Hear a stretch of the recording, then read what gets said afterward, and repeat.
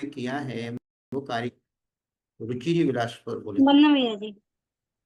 अनात्मार्थं विना रागे शास्ता शास्त्री सतो हितं धनन शिल्पी करस्पर्शान् मूर्जा किमपेक्षते। वंदना भैया जी।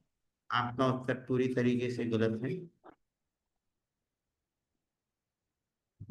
हमने शास्त्र का लक्षण पूछा है, हमने ये नहीं पूछा कि आपके बिना राग के उपदेश देते हैं। अच्छा, तो ये वाला आप तो पज्ञ मनुलंगे मदष्टेस विरोधकम तत्वोदेश तत्वोदेश कृत सार्वम सार्वम सार शास्त्रम का पथ घट्टनम। वंदना भैया जी। पहले तो आपको पहले तो फेल हो गई ना। चलो ठीक है। जिस कारिका में 18 दोषों के नाम आए हैं वो कारिका सुनाना है।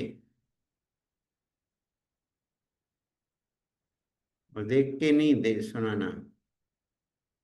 जिस कारिका में 18 दोषों के नाम आए हैं वो कारिका सुनाना है। चलो पद्मा जी भंडारी बोले। वंदना भैया जी। हम्म। क्षुत्पिपासा जरातंक जन्मांतक भयस्मया न राग द्वेष मोहाश्च यस्याप्त स प्रकीर्त्यते। वंदना भैया जी। और बढ़िया। चलो जिस कारिका में आप्त का लक्षण बतलाया है वो कारिका सुनाना है। आप्त अर्थात सच्चे देव का लक्षण बताने वाली कारिका। ये उत्तर देंगी दीप्ति जी कोठिया। वंदना भैया जी। हम्म। तेनुचिन्म दोषेण सर्वज्ञेनागमेशिना भवितव्यं नियोगेन नान्यथा ह्रात्यता भवेत्। वंदना। चलो जिस कारिका में मोक्ष और संसार का मार्ग बतलाया है कि मोक्ष मार्ग क्या है और संसार मार्ग क्या है भैया वो जी मैं बताऊं। कारिका। हाँ चलो सुनाओ प्रेरणा जी। वंदना भैया जी। सदृष्टि ज्ञान वृत्तानि धर्मं धर्मेश्वरा विदु यदि प्रत्यनीकानि भवन्ति भव पद्धति। वंदना भैया जी। कौन तीर्थ बोल रहे हैं क्या? जी भैया जी। आज तुम कहाँ से भूले भटके आ गए क्लास में? बहुत दिनों से कहीं ना कहीं जाया जा रहा था, तो टाइम नहीं मिल रहा था क्लास का। आज हम्म। जाके रह गया तो मैं आ गया। नहीं तुम आज आ कहाँ से गए क्लास में, पहले तो ये बताओ। अरे वो भैया जी मैं नानी घर गया हुआ था, फिर कोई आ गया, फिर कोई, तो फिर क्लास कर नहीं पाया। अब प्रयास कर पाओगे क्या? हाँ भैया जी, अब तो मैं रोज आऊंगा। आपका इंटरेस्टफुल विषय है रत्न करंडक श्राप का चार। चलो बहुत बढ़िया। भैया जी। आप अपना कैमरा खोलो ना।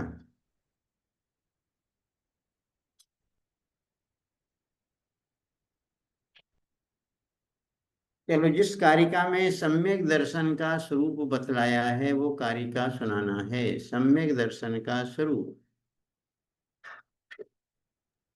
भैया जी हम सुनाए। चलो हाँ सुनाओ, चित्रा जी सुनाओ।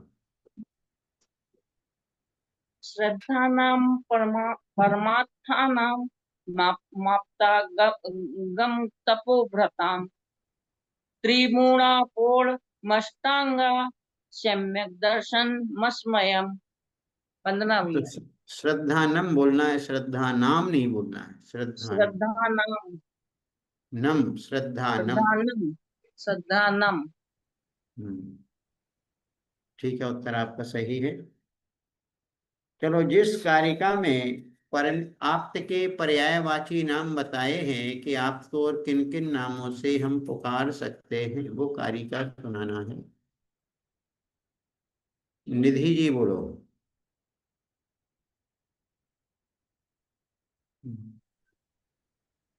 वंदना भैया जी। हम्म। परमेष्टि परंज्योतिर्विरागो विमलाकृति सर्वज्ञोनादि मध्यांता सार्वा शास्त्रोपलाल्यते। वंदना भैया जी। क्या तीर्थ पापा भी हैं क्या क्लास में? नहीं भैया जी। कौन है बाजू में, कौन है? वो मम्मी है। वंदना भैया जी। मम्मी है। अच्छा। चलो ठीक है। चलो, जिस कारिका में ये बतलाया है कि धर्म का स्वरूप क्या है, धर्म को कहने की प्रतिज्ञा आचार्य समंतभद्र स्वामी जी ने जिस कारिका में की है, वो कारिका बोलना है। एष्यामि समीचीनं धर्मं कर्म निर्वहं संसार दुःखतः सत्त्वान् यो धरत्युत्तमे सुखे। ये देशयामि समीचीनम धर्मम कर्म निवर्हणम, निर्वहणम नहीं बोलना है, निवर्हणम बोलना, निवर्हणम। आगे वो कारिका बोलना है कि बीतराग देव के उपदेश में राग का अभाव किस प्रकार होता है। बीतराग देव उपदेश देते हैं तो उनके उपदेश में राग की पुष्टि नहीं होती है। ये बात कौन सी कारिका में कही है? चलो, निधि निधि जी बोलेंगी।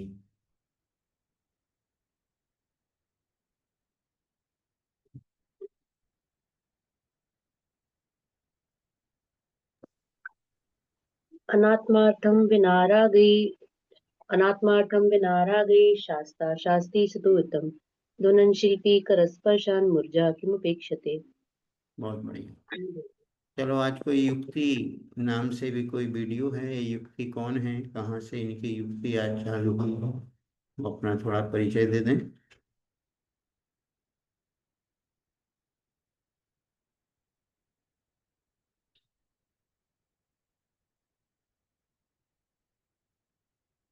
नए श्रोतार्थी के रूप में कोई युक्ति के नाम से कोई वीडियो है?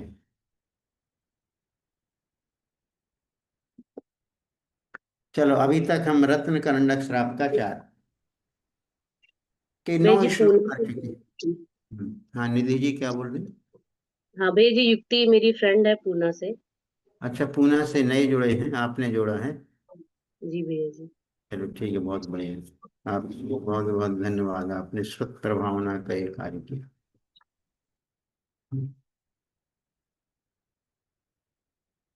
चलो, उनसे भी, उन्होंने पहले कभी कोई क्लास पढ़ी कि पहली बार पढ़ रही हैं? अ, भैया जी पहले वो बड़ा गांव से है, पढ़ा है पहले भी उन्होंने। रत्नकड़ नहीं पढ़ा पर शायद। चलो ठीक है, बहुत अच्छा। तो उनसे कहिएगा कि वो आराम से निसंकोच होकर के पढ़ें, जो पूछना है पूछ भी सकते हैं, और याद करें तो सुना भी सकते हैं, और याद करने का विकल्प ना हो तो सब सुन सकते हैं जो भी उनके अनुकूलता हो। चलो, आज हम कारिका नंबर 10 प्रारंभ करेंगे। रत्न करंडक श्रावकाचार्य बहुत ही बेजोड़ अमूल्य ग्रंथ है, और हम सबको इसको कंठस्थ करना चाहिए, हृदयंगम करना चाहिए। अपने जीवन को जब हम श्रावकाचार से जोड़ेंगे तो हमारा जीवन बहुत सुंदर बन जाता है। हमारे जीवन में धर्म की बड़ी उपयोगिता है। धर्म जीवन में आता है तो हमारे जीवन में सुख शांति मिलती है। और धर्म के लिए सबसे पहले हमारी श्रद्धा की निर्मलता होना चाहिए, और ज्ञान विवेक पूर्वक हमारी जो क्रियाएं जब चलती हैं तो हमारे जीवन में एक समीचीनता आती है। तो इसलिए श्रद्धा का हमारे जीवन में बहुत बड़ा अनिवार्य स्थान हुआ करता है। तो यहाँ पर हमारी श्रद्धा के विषयभूत जिनके प्रति हमें श्रद्धा करना है, वो सच्चे देव, सच्चे शास्त्र और सच्चे गुरु होते हैं, जिनको हम आदर्श बना करके, जिनके प्रति हम अपने आप को समर्पित कर देते हैं, वो सच्चे देव कहलाते हैं। देव के लिए यहाँ पर आप्त के रूप में स्वीकार किया है कि सच्चे देव को 18 दोषों से रहित होना चाहिए, सर्वज्ञ होना चाहिए और हितोपदेशी होना चाहिए नींव से। ऐसा नहीं होता है, वह आप्त नहीं हो सकता है। फिर जो आप्त को बीतरागी होने के लिए 18 दोषों से रहित होना चाहिए। आप्त के पर्यायवाची नाम दिए परमेष्टि, उनको भी बोलते हैं, विराग बोलते हैं, विमल बोलते हैं, कृत यानी कृत्य भी बोलते हैं, सर्वज्ञ बोलते हैं, आदि मध्य और अंत से रहित भी होते हैं, अनादि अनंत। सारवा अर्थात सभी जीवों का कल्याण करते हैं, वही सर्वज्ञ कहलाते हैं। फिर बतलाया वीतराग देव जो उपदेश देते हैं तो क्या उनको राग की बुद्धि है? यदि उपदेश दे रहे हैं राग की बुद्धि से तो वीतरागी नहीं कहलाएंगे। तो कहते हैं कि नहीं, वीतरागी देव किसी प्रकार का राग उनके अंदर वैसा ही नहीं होता है। जैसे कि मृदंग होते ही है, एक शिल्पकार मृदंग को बजाने वाला व्यक्ति अपने हाथ की थाप उस पर मारता है तो मृदंग से ऑटोमेटिक शब्दावली निकलती है, ध्वनि निकलती है। वैसे ही जो सच्चे देव होते हैं बिना राग के उपदेश देते हैं भव्य जीवों के पुण्य की वजह से। सच्चे शास्त्र का स्वरूप 9 नंबर की कारिका में बतलाया कि सच्चे शास्त्र कहते किसे हैं? जो आप्त के द्वारा कहा गया हो। आप्त अर्थात सच्चे देव ने जिसको उपदेश दिया हो, उल्लंघन से रहित हो अर्थात जिसमें किसी प्रकार की बाधा नहीं आती हो, और जो प्रत्यक्ष और अनुमान आदि के द्वारा विरोध को प्राप्त नहीं आता हो, और तत्व का उपदेश देने वाला हो, सभी जीवों का कल्याणकारी हो, और मिथ्या मार्ग का खंडन करने वाला होता है, वही सच्चा शास्त्र कहलाता है। अब आज हम कारिका नंबर 10 में सच्चे गुरु का स्वरूप पढ़ते हैं कि सच्चे गुरु का स्वरूप क्या है। पढ़ते हैं। विषयाशावशातीतो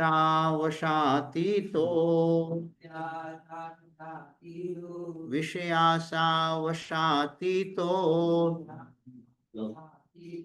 निरारंभो परिग्रह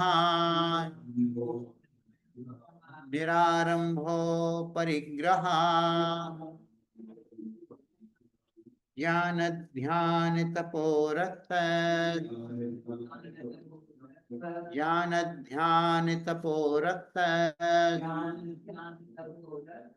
तपस्वी सप्रशस्यते। सा के बाद प्राय तो सब बोलेंगे, सप्रशस्यते। ज्ञान ध्यान तपोरथ तपस्वी सप्रशस्यते। विषयासावशातीतो निरारंभो परिग्रह ज्ञान ध्यान तपोरक्त तपस्वी सप्रशस्यते। चलो तीर्थ पढ़ करके सुनाओ 10वें नंबर की कारिका। विषयाशावशातीतो निरारंभो परिग्रह ज्ञान ध्यान तपोरक्त तपस्वी प्रशस्यते। पहले आपने रत्न कर्णक पढ़ा है और याद भी किया है ना? याद नहीं किया जी, मैंने शुरुआत के कुछ पढ़े थे। नहीं, आपने बहुत याद भी किया था लेकिन आपने रिवाइज हाँ नहीं याद करे किया। थे, रिवाइज नहीं हुई इसलिए। अब आप याद करते जाओ, आपको जल्दी याद भी हो जाता है। तुरंत के तुरंत याद कर लेते हैं आप सब। चलो आपको हम समय दे रहे हैं, इस समय में आप याद कर लो और याद के बाद अभी सुनाना है 10वें नंबर का। चलो ठीक है। भूमि भव्या चंडीगढ़ से। वंदना भैया जी। चलो पढ़ करके सुनाओ 10वें नंबर की कारिका। जी भैया जी। विषयाशावशातीतो निरारंभो परिग्रह ज्ञान ध्यान तपोरक तपस्वी स प्रशस्यते। वंदना भैया जी।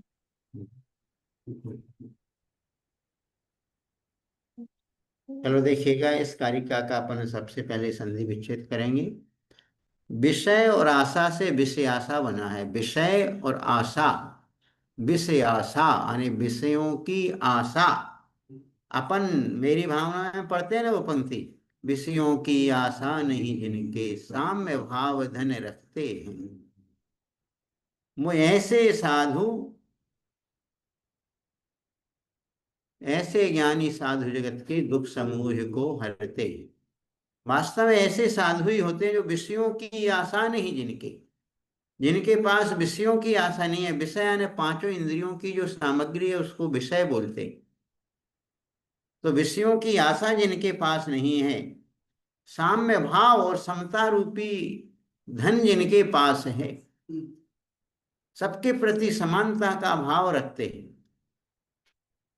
ऐसे ज्ञानी साधु जगत के, ऐसे जो ज्ञानी हैं वही साधु जगत के यानी संसार के दुखों को दूर करने वाले होते हैं। और ऐसे साधु संतों के पास जाने से हमारे जीवन में बड़ी सुख शांति मिलती है। तो विषय आशा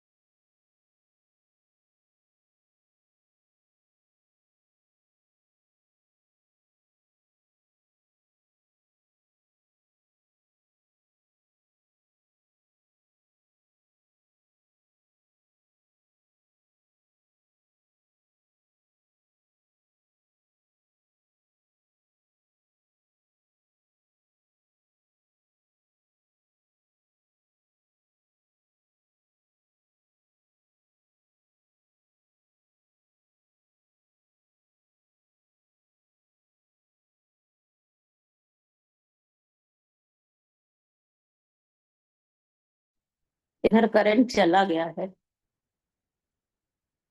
आ गया।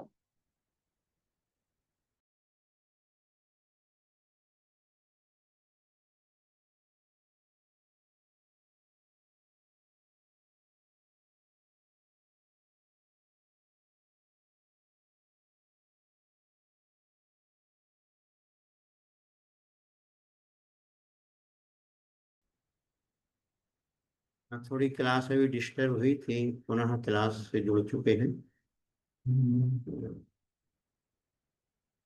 हाँ, ध्यान चाहेंगे, क्या बात बतला रहे? निरारम्भ यानी आरम्भ से जो रहित होते हैं, और अपरिग्रह यानी जो परिग्रह से रहित होते हैं। ये आरम्भ और परिग्रह क्या है? आरम्भ वो कहलाता है वह क्रिया जिस क्रिया के माध्यम से जीवों की आराधना होती है, वो सब आरंभ में आता है।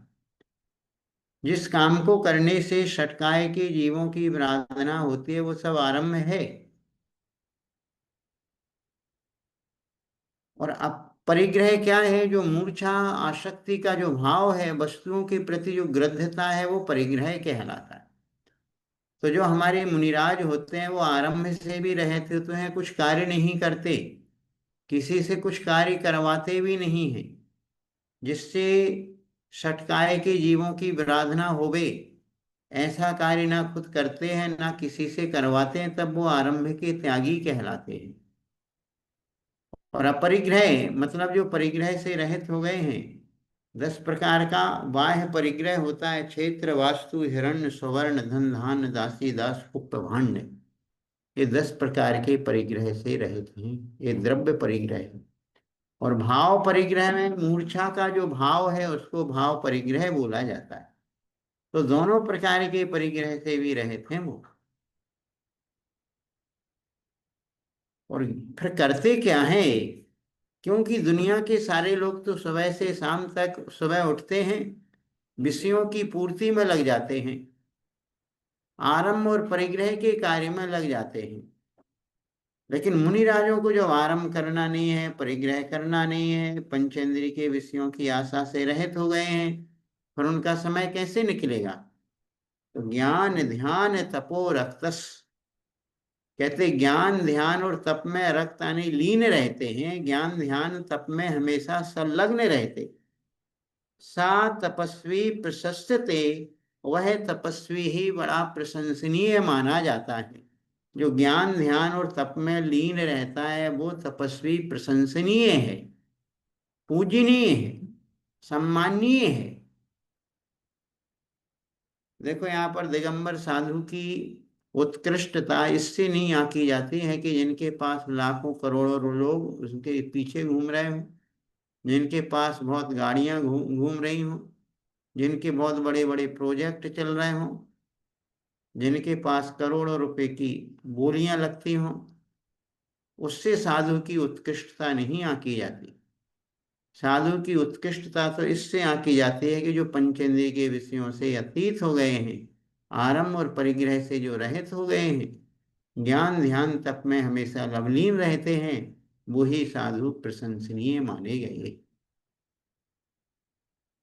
इस प्रकार 10वें नंबर की कारिका यहाँ पर पूर्ण हो गई। अब 11वें नंबर की कारिका प्रारंभ होती है। तो अभी तक अपन ने सच्चे देव अर्थात आप्त का स्वरूप समझ लिया, सच्चे शास्त्र का स्वरूप समझ लिया, मतलब आगम क्या है, और गुरु का स्वरूप भी समझ लिया कि सच्चे गुरु कौन है। अभी बतलाया था कि सम्यक दर्शन के लक्षण में बतलाया था श्रद्धानम परमार्थानाम आप्तागम तपोभृताम त्रिमूढ़ापोढ़मष्टांगम सम्यक दर्शन मस्मयम, एक कारिका नंबर 4 आई थी। तो चौथे नंबर की कारिका में बतलाया था कि परमार्थ भूता ने सच्चे आप आगम और गुरुओं का सम्मान कर श्रद्धान करना, 3 मूर्ताओं से रहित होना, 8 अंगों से सहित होना, 8 प्रकार के मद से रहित होना। तो ये बात तो हमको समझ में आई कि देव शास्त्र गुरु क्या है। अब हमें समझना है कि 8 अंग कौन कौन से होते हैं। जिन 8 अंगों से सम्यक की पुष्टि होती है, सम्यक दर्शन परिपूर्ण माना जाता है। जैसे 8 अंगों से एक शरीर बनता है, 8 अंग में एक अंग कम होगा तो विकलांग शरीर माना जाता है, अपूर्ण शरीर माना जाता है। वैसे ही सम्यक दृष्टि जीव के जीवन में 8 अंग होते हैं, और 8 अंगों में सबसे पहले निशंकित अंग होता है। निशंकित अंग के लिए बतला रहे हैं। 6 ढाला में भी अपन निशंकित अंग के बारे में तीसरी ढाल में पढ़ते हैं, जिन वच में शंका न धार। बस वहां पर इतना संक्षिप्त में बतला दिया, जिन वच में शंका न धार। जिन वच अर्थात जिनेंद्र भगवान के वचनों में कभी शंका नहीं रखना चाहिए, वो निशंकित अंग है। वो शंका कैसे होती है, वो शंका क्यों नहीं करना चाहिए, तो इसको यहाँ पर 11 नंबर की कारिका में बतलाया। इदमेवे दृश्यमेव, इदमेवे दृश्यमेव तत्त्वं नान्यन्न चान्यथा, तत्त्वं नान्यन्न चान्यथा इत्यकम्पाय सम्भोव, इत्यकम्पाय सम्भोव सन्मार्गे संशयारुचिः, सन्मार्गे संशयारुचिः इदमेव दृश्यमेव तत्त्वं नान्यन्न चान्यथा इत्यकम्पाय सम्भोव सन्मार्गे संशयारुचिः। चलो प्रेरणा जी पढ़ करके सुनाओ। इदमेवेदृशमेव तत्त्वं नान्यन्न चान्यथा इत्थकम्पाय सम्भोवत् षण्मार्गे संशया रुचिः। चलो रुचि जी विलास पर आप भी पढ़ो इसी को, 11 नंबर की। हमने भैया जी इदमेव दृश्यमेव तत्त्वं नान्यथा न चान्यथा चान्यथा इत्यकम्पाय सम्भोवत् सन्मार्गे संशया रुचि। बंद भैया जी। इदमेव दृश्यमेव तत्त्वं नान्यं न चान्यथा, तत्त्वं नान्यं न चान्यथा।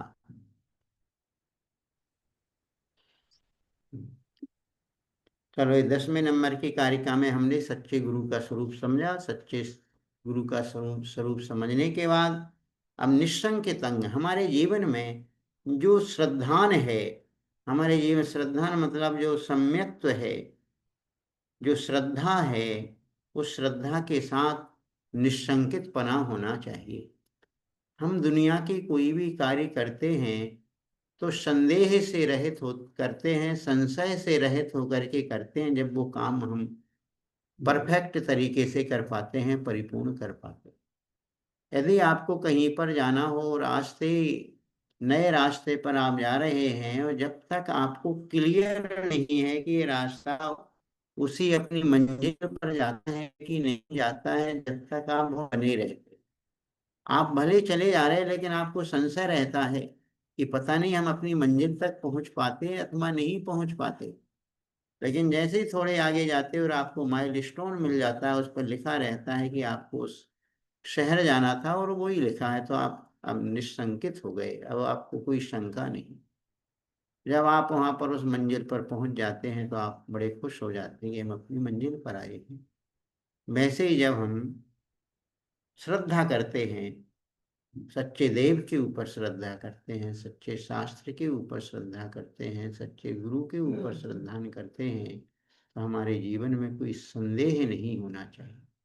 और धर्म जितना है सब श्रद्धा का विषय है। निशंकित अंग जब तक नहीं होगा, जब तक आप धर्म अपने जीवन में कर भी नहीं पाएंगे। कर पाएंगे क्या? कभी नहीं कर सकते। आपको तो ये लगेगा भाई मंदिर जा रहे हैं, इतने लोग इतनी द्रव्य ले जा करके चढ़ा रहे हैं, भगवान के पास पूजा कर रहे हैं। मूर्ख हैं सारे के सारे लोग। इतना बहुमूल्य द्रव्य ले जाते हैं, वहां चढ़ा देते हैं, माली उठा के ले जाता है, अपन को तो कुछ मिलता नहीं है। ऐसा भी सोचने वाले बहुत सारे लोग होते, तो कहते हैं उनको संशय है, उनको शंका बनी हुई। लेकिन हम परमात्मा की जब आराधना करते हैं, उपासना करते हैं, तो उनकी परमात्मा की आराधना उपासना के सामने जड़ द्रव्यों का कोई मूल्य नहीं रहता है। उन्होंने अपने निज आत्म तत्व को पाया है, अपने चैतन्य निधियों को जिन्होंने पा लिया है, उनके लिए जड़ निधियां कोई मूल्य नहीं रखती। वो तो हम अपने मन की संतुष्टि के लिए समर्पण करते हैं कि हम अपने आराध्य के प्रति जाएं तो कुछ ना कुछ लेकर के जाएं। हम क्या दे सकते हैं उनको नहीं देते हैं। उनके प्रति हम अपनी श्रद्धा की अभिव्यक्ति करने के लिए, मन को प्रसन्न रखने के लिए हम समर्पित करते हैं, क्योंकि जड़ पदार्थ हमारे पास है, तो हम जड़ को छोड़ते हैं उनके पास जाकर के। जग को दे दी जग की निधि। तो जो साधु, सच्चे साधु कौन? जो विषयों की आशा से रहित होते हैं, आरंभ परिग्रह से रहित होते हैं, ज्ञान दान तप में लवलीन रहते हैं, वो तपस्वी ही सच्चे प्रशंसनीय माने जाते हैं। अब आगे 11 नंबर की कारिका, जो रत्न करंडक श्रावकाचार। रत्न करंडक श्रावकाचार में श्लोक नंबर 11, जो हम कारिका बोलें या श्लोक बोलें तो आप समझ जाना, ये संस्कृत भाषा का श्लोक है और 11 नंबर का श्लोक हमको निकालना है। इदम एव ईदृशम एव, इसका संधि विच्छेद करेंगे तो कैसा होगा? इदमेव दृश्यमेव से इदम मां हलंत था, एव का ए मिल गया तो में बन गया एव। फिर एव के बाद ईदृशम आ गया और एव, तो यहाँ पर कितने शब्द निकलेंगे? इदम एव ईदृशम एव तत्वम न अन्यत न च अन्यथा। जब शब्दों का विच्छेद अपन कर लेते हैं, संधि विच्छेद के माध्यम से पदों को तोड़ लेते हैं, तो हमको अर्थ लगाने में बड़ी आसानी हो जाती है। हम अर्थ को बहुत ही सुव्यवस्थित तरीके से लगा सकते हैं। इदम एव ईदृशम एव तत्वम, तत्व माने जो जिनेंद्र भगवान के द्वारा कहा गया जो वस्तु स्वरूप है, इदम एव यही है, और ईदृशम एव और ऐसा ही है। हमें भगवान ने 7 तत्वों का उपदेश दिया, जीवा जीवाश्रव वन्य संबंध निर्जरा मोक्षास्तत्वम। जीव का लक्षण क्या है? चेतना लक्षणो जीवा। तो हमको बिल्कुल श्रद्धान यही है कि जिनेन्द्र भगवान ने जो तत्व बतलाया है जीव तत्व इदम यही है, चेतना लक्षण वाला ही जीव तत्व है। ईदृशम है, और ऐसा ही है, ना अन्य अन्य कोई नहीं है, ना चान्य था और अन्य प्रकार का भी नहीं। हमने जीव का लक्षण जब बनाया कि चेतना जिसमें पाई जाती वो जीव है, तो यही जीव का लक्षण है।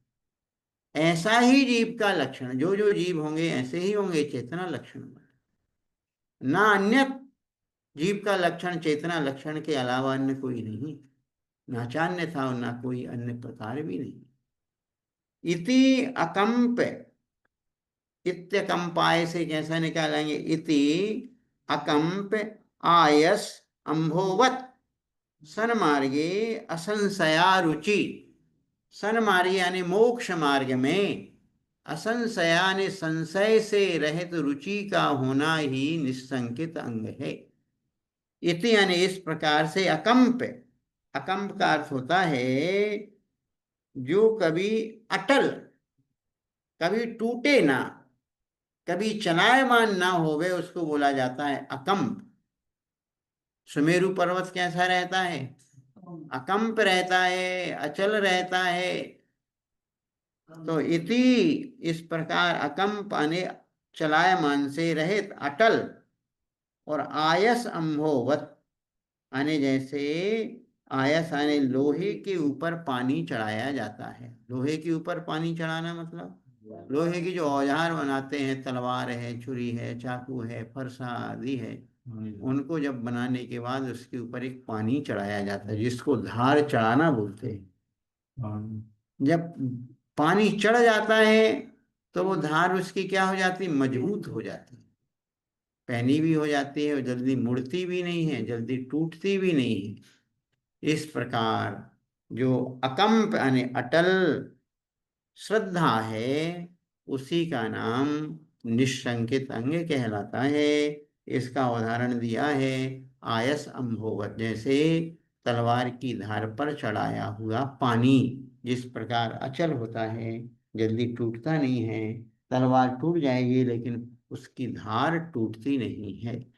इसी प्रकार जीव जब तत्व के प्रति श्रद्धान रखता है कि यही जीवादि सात तत्व हैं, अथवा देव सात गुरु का स्वरूप यही है, ईदृशम में वैसा ही है, अन्य को प्रकार अन्य नहीं है, अन्य प्रकार का भी नहीं है। इस प्रकार की जो अचल अटल चलायमान से रहित जो श्रद्धा है मोक्ष मार्ग के विषय में, इस प्रकार की जो अचूक श्रद्धा है, उसी का नाम निशंकित अंग कहलाता है। अंजन चोर इस निशंकित अंग में प्रसिद्ध हुआ है। इस रत्न करंडक श्रावकाचार्य में मोक्ष मार्ग की सच्ची कथाएं, मोक्ष मार्ग में चलने वाले जीव कौन से किस किस कथा में प्रसिद्ध व्यक्ति हुए हैं, उनकी स्टोरी, उनकी कहानियां भी आपको सुनने को पढ़ने को मिलती हैं। अंजन चोर निशंकित अंग में प्रसिद्ध हुआ कि नहीं? अंजन चोर निशंकित, तावदंजन चोरोंगे ततो नंत मति स्मृता, उद्दायनस तृतीयेपि तुरीये रेवती मता। इस प्रकार अपन आगे जाके पढ़ेंगे। 18-19 नंबर के श्लोक में आएगा, 19-20 नंबर के श्लोक में इनके अंगों के नाम में। तो उस समय इसकी हम कहानी भी आप लोगों को सुना देंगे। तो अंजन चोर की कहानी तो सभी को मालूम है कि अंजन वो निरंजन बन गया कि श्रद्धान की वजह से, निशंकित अंग की वजह से। एक चोर होकर के भी उसको अच्छी सच्ची श्रद्धा हो सकती, और आप साहूकार होकर के भी श्रद्धा अच्छी नहीं बना पाते।